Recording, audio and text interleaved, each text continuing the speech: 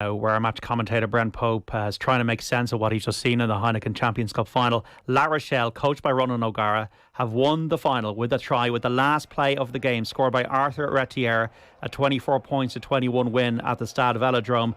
Brent, it's not life or death, but at the moment it's going to feel utterly devastating for Leinster. Yeah, well, try telling that to the Leinster players. I mean, I just looked down there and sadly Hugo Keenan was in a flood of tears, as were other Leinster players.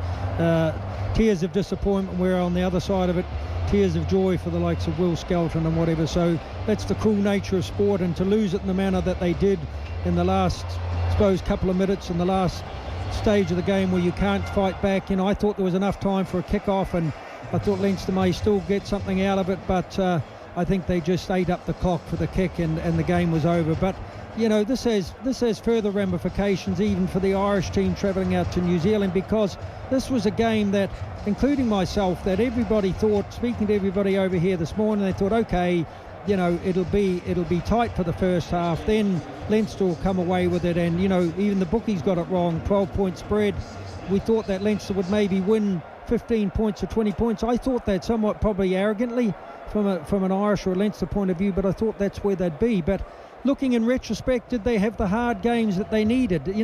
Could the Toulousian game been tougher on them, because they've walked their way to this final like no other team before in this competition? Look at the scores they run up against these other European club sides. In fact, the tightest game they had was probably against Connacht. Other than that, they were beating teams by 10 or 15 points like Toulouse, and the best that the English game could offer, which was Leicester. They beat them comfortably, and then to come to this sort of situation and the manner in which to lose it, they just lost.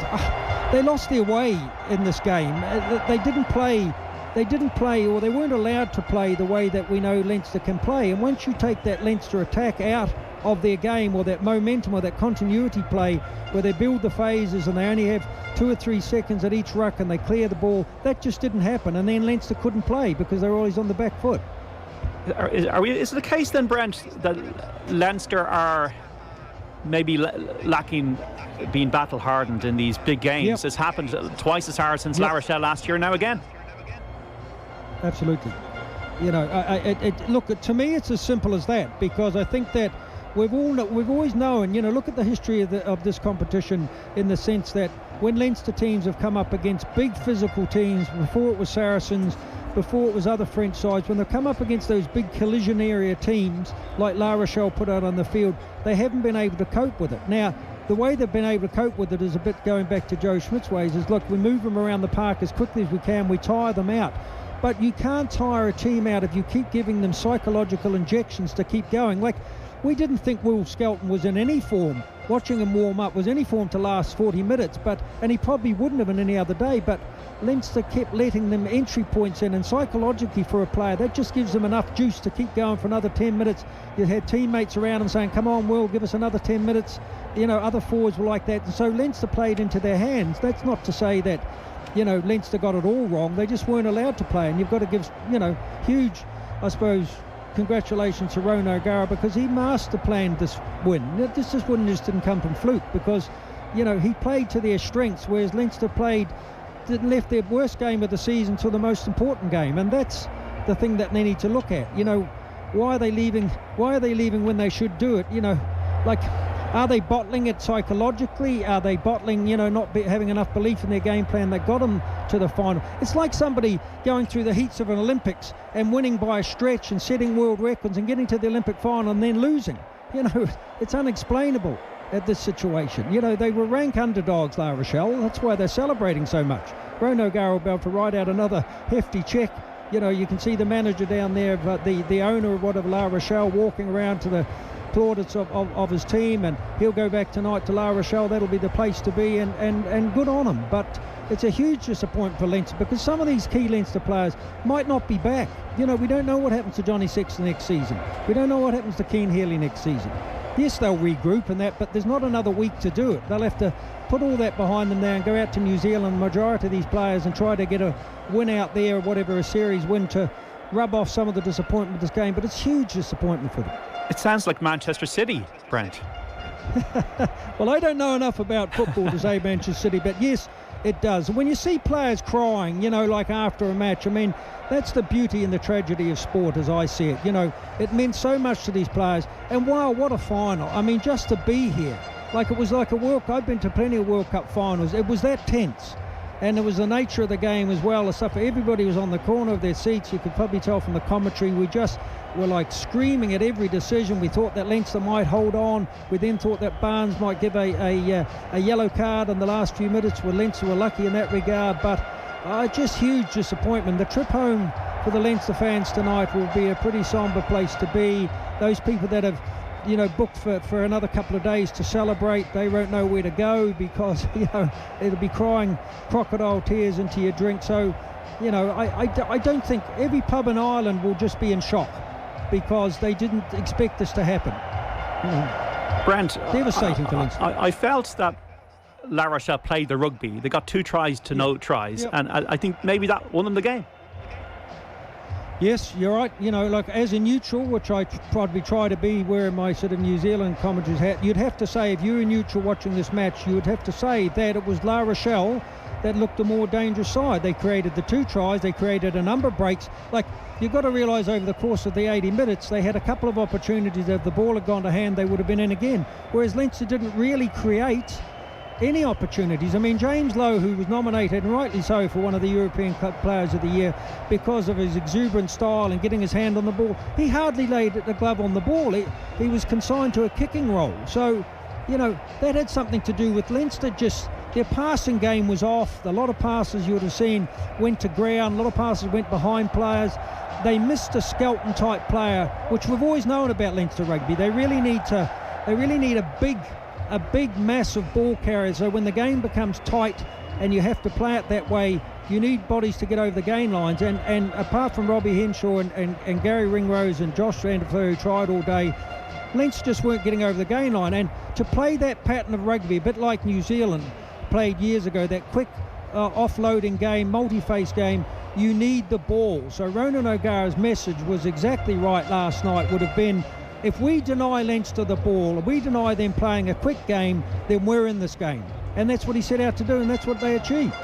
I've never seen a finish in a sporting event where a team controls the clock, which is exactly what La Rochelle did. They controlled the time after they got their man back out of the bin, and then Leinster didn't have any time left. It was unbelievable. It was unbelievable, and it was shrewd play. It was even at one stage, I don't know, the Leinster player that was doing up his boot, I said, Jesus, get the boot on, because you've got to allow enough time for a restart, because the game, as you know, if you can hold the ball and keep it away from, touch or whatever, you can still play out a win in the last minute. The number of games that, when I was coaching, I used to say the number of games that are won and lost in the last 1 or 2 minutes when the other team sort of sits back. But yeah, they played out the clock, and they also, to their credit, they could have taken 3 points about 6 minutes out, and they said no, we'll go for the win, because they clearly thought that they weren't going to get another opportunity. They wouldn't get down into Leinster's 22 because Leinster would be shrewd enough to play the game out and play the clock down. So they turned the forces on Leinster, and they said, okay, we'll be the team that plays the clock down. And I mean, the timing, the conversion was perfect, because as the clock ticked down to about 3 or 4 seconds to go, you just knew that Wayne Barnes wasn't going to restart the game. You just knew it. So, and I think West knew that, and he'd been told that because the physios were running out into the match before the game had actually been officially blown up. But I look, to Leinster's credit, they held out for that 5 minutes, and they probably should have conceded a yellow card. They were heroic in defence. Reece Ruddock and these players that come on threw their bodies into it, and it just wasn't enough, because you could see La Rochelle getting over if they just kept their patience. What I thought was going to happen was La Rochelle were tiring and somebody would have made a mistake, but to their credit, they kept knocking at the door, and the door opened. But hugely devastating, because this Leinster side, I still remain to say that this Leinster side, I think, on neutral ground, is possibly the best side in the world at the moment, even taking into account Crusaders rugby and everything like that. But they've just proved to me that they're not, because they couldn't finish off this game like in other games. They couldn't finish off this game when it mattered most. If you look at their route to this final, it was so impressive. It was so impressive. When you put 10 or 20 points on, 50 points on Bath, when you put these sort of points on other teams going for it, your odds-on favourite, but they just left it behind at the most important stage, which is the winning of the game. It's just hard to explain what went wrong, because Leo Cullen at half-time would have said, guys, don't panic. Don't get sucked into this, playing into their hands. Don't give a sucker an even break. He would have said, look, just start off well in the second half. Let's build the scores. Johnny will keep chipping away at the scoreboard. Suddenly we'll have that cushion. Then we can open up and play. They just never got that cushion. They never got that luxury to be able to play an expensive game of rugby, that Leinster that we know so well that they can play. And when they play that way, no team in the world, or certainly no team in Europe, can match them. But they came up against a team that they played into their hands. They didn't want to get into. Why would you want to get into a collision area game with guys of 145 or 140 kg? You don't. You try to move them around the park at such speed that they're not in the game. But Leinster let them in the game. Yeah, we're reflecting on the 24 points to 21 win for La Rochelle over Leinster in the Champions Cup final with Brent Pope, our analyst. Our rugby coverage thanks to Vodafone, main sponsor of the Irish rugby team of us, everyone in. So if we're pinpointing regrets for Leinster, Brent, was it the heat? Was it just that they didn't turn up? Was it psychological? What will they regret? Oh, they'll regret everything. They'll regret, you don't get to a final and not regret winning it, especially the route they've taken. Sometimes you can look at regret and say some teams are happy just to get to the final. They've struggled all the way through, and they get to a final and they say, look, we're happy just to be here, and whatever happens, happens, and they go on with a more relaxed frame of mind. What I saw from Leinster was a very nervy team today. That it has nothing to do with the heat, because the heat had gone out of the day. It was reasonably cool here, and also the heat would affect those guys carrying excess kgs in La Rochelle just as much as it would Leinster. I just think Leinster came unstuck, and I think in retrospect, a couple of tougher games in the last few weeks would have really stood to them. I think the Toulouse game was possibly too easily bought. We talk about having those hard games. I think then probably, maybe a couple of rest weeks or resting those players, maybe not going to South Africa or whatever. I don't know what to make of it. I just know that Leinster left their worst performance of the year when it mattered most, and that's quite often a psychological thing. It's what sports psychologists work on all the time. Why can you create world records and all these sorts of things, and then when you get to the most important thing, you lose it? Now, that's not to say that Leinster are an amazingly successful side. They are. But how will this rank with them? This will be one of the biggest disappointments they've ever faced, because they went in this year as such favourites. And that's the hard pill to swallow. If you went in as kind of, even though they'll say they weren't favourites, and it's all a final comes down to the day, we know all that. But it's like two horses going out at the Curragh or whatever, and one has won every one of their last 5 or 6 matches, and the other horses struggled to kind of get there in a sense, and then suddenly the tables are turned on that day, and that's sport. That's the beauty of sport, and it's the tragedy of sport. As I say, there can only be one winner and there's one loser, and it just didn't work for Leinster today for whatever reasons. I don't know. Leo Cullen will have to sit down with his night to say was his selection was as strong as it could be. In fact, it was La Rochelle that were missing, Barlow and Victor Vito, All Blacks. I mean, teams like that, shouldn't, losing players like that on the eve of a match like this, should dampen them. But it didn't. I mean, Leinster went in at full strength. Furlong was back, Lowe was back. The heat had come out of the day yesterday, maybe. It was a hot day, but it wasn't so hot today. There was a bit of a breeze, and so they can't be any excuses. They lowered themselves to what you ask for as a coach, is you ask that a team puts their own imprint on the game, their own standards on the game, and don't worry about what the opposition bring. That's what you bring. But what they did was they got suckered into a game that didn't suit them, and La Rochelle just sort of pulled them in. Different entry points in games where they come back and they're on their line or something, and they got a breathing space with a kick or something. They just got into the game, and that all feeds into the psychological battle of giving more energy to La Rochelle, because La Rochelle probably thought in their own minds, okay, we're coming to this final, and yes, it's a final, but I'd question to believe whether they really thought they would win. Yes, Ronan O'Gara would have been saying you can win, and that's absolutely what he should be saying. But I wonder whether they really thought they win. But then in the second half, when they thought, hold on, we're in pretty good striking distance. We've scored the only try here. We're making a lot of play. We're making a lot of inroads. Hey, suddenly this game plan is working, guys. This is working, and we can now win this. And what an injection. Even after half-time, when Leinster usually score, it was La Rochelle that got the 3 points. So then suddenly they get another injection. And then they get another injection later in the game or something. So the game was full of psychological kind of entry points from Leinster. But at the end of the day, Leinster were dragged into a game that they weren't capable of playing, and that was a high collision game, played pretty tight, played pretty narrow, played pretty physically, and it didn't suit Leinster. Yeah, Brent.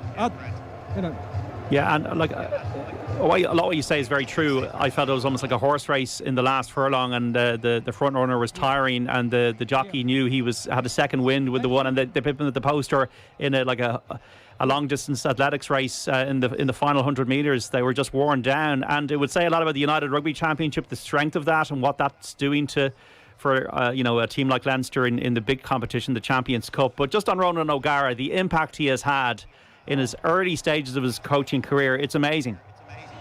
It's fantastic, and I got to know Ronan well, and would consider him a friend after working with him for about 10 years on RTE. But I just thought, as people are asking me about Ronan, and he invited me down to the Crusaders training camp there when I was in New Zealand, and I thought going out to New Zealand would be a mistake for him, because I thought they wouldn't warm to him, but they did. And I saw all these young backs, listening onto every word, and he had a really nice way with them.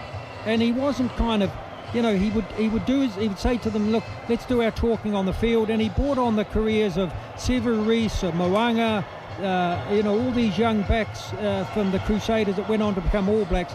And I asked them, and I asked them personally, I said, what is it about Ronan? They just said he has a lovely way with the players, and that's a great thing to have, because you could see how fond the players were of him after the match. He was the first person that a lot of the players went up to, and they hugged him and they congratulated him, because they believed that, they've turned a corner in European rugby. It was probably a competition that La Rochelle possibly weren't that interested in a few years ago, and now they've won it. So, I mean, Ronan O'Gara, this is his greatest victory, and the manner was achieved, in the sense that as underdogs in a final that they had to batter to get to, that they were bruised and battered. They lost a lot of players during the week that they couldn't call on. They had a tough match that could have gone either way against Racing, and they came out here and they delivered on the biggest stage in European rugby, and I'm delighted for Ronan. I'm crestfallen for Leo Cullen and Leinster, and what a marvellous job they've done, whatever. And they'll come again, as we know. They're such a good side. They'll win another star, and it could be as early as next year, but that's another year, Yeah. That's another year. They have to wait to have another chance. In a World Cup or whatever, it's like being knocked out at the semi-final or final situation. There's no next week. There's no next week for this team. Yes, they'll get back into harness for the United Championship, and you'd think they'd go on to win that as well, but this is the prize they wanted. They wanted that star to make them the best side, in Europe with Toulouse or whatever, and then go on to get the star next year. And that meant a lot to them, because it's been a few years now, Yeah. And that'll be hard. I mean, what's it, 2018, isn't it? Yeah. It'll be 2023 before they get another opportunity. And it's also sent out a message to other teams in France and other teams around the world. Like New Zealand rugby will be looking at this and saying, okay, I know that kind of somewhat looking forward to Ireland coming out in the next few months, whatever, but they're also very wary, because New Zealand rugby is struggling a bit at the moment for team selection or whatever like that, so they're really wary of a team like Ireland coming out, let alone them coming out having won the Europeans Cup, and Leinster will still dominate most of that side. Despite the loss today, they'll still form most of that side, Irish side, going out to New Zealand, but it'll be how quickly they can put this behind them and get back to winning ways, because that's important for Leinster rugby and for Irish rugby and for rugby in all the provinces. Let's get back on the podium, Leinster will be saying, and all the talking Johnny Sexton and Leo Cullen will do in the group won't matter a toss. Yeah. They'll be heartbroken. They'll be in tears. They'll come back when they thought they were going back to Dublin tonight to go out and celebrate and parade the cup around, whatever they were going to do tomorrow, and get the accolades that come with the winning side. That's all gone for them. So they'll come back. The trip back will be very somber. There won't be any celebrations. I could just see that, the runners-up medal isn't what they wanted. No, it's going straight into the drawer, Brent. In terms of Ronan O'Gara really backed himself. He challenged himself at Racing. Then he went into New Zealand, as you said. He's taken on this job. It's not maybe the career progression that people would have expected from him when they've seen him as an out half for Munster and Ireland. It's like that says a lot about him as a person. And also, Brent, he's very accessible. He's on Off the Ball on OTB AM every single Friday. He writes the column in the Examiner. He is actually an inspiration to just calling it as it is and just being honest and just this is it. You know what? What I say to people about Ronan, sometimes from his rugby playing career, he's been misunderstood. He's a fabulous guy to be around. He's very accessible, as you say. He's very friendly. He's surprisingly, well, not surprisingly, that's the wrong word. He's so knowledgeable about the games, forwards and backs. And that was a big step for him to go out, to leave his job and to go out to New Zealand, which is the cauldron of people. Like, if he had failed out there, they would have let him know. In the first couple of weeks, I was talking to personnel from the Canterbury Rugby Union, and they feared for him, and they worked up the thing. They said, look, Ronan O'Gara is coming into a baptism of fire in Canterbury Rugby, and if he's not up to it, he'll be found out.